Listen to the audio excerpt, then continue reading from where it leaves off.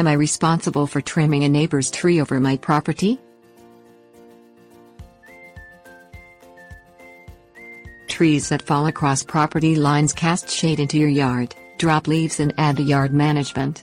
If you're unhappy with the size of a neighbor's tree, it's your job to trim overhanging branches, within reason. Legal considerations.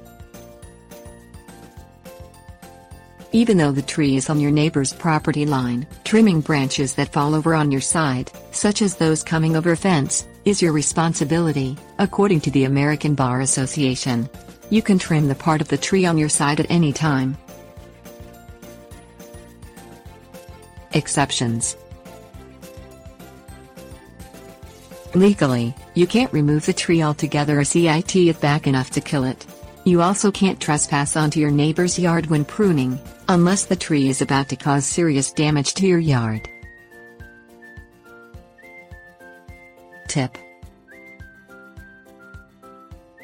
when you're planning on trimming back a neighbor's tree, the American Bar Association recommends talking with the neighbor to give him a friendly heads up. Even if he objects to your trimming the branches, you still have the right to trim.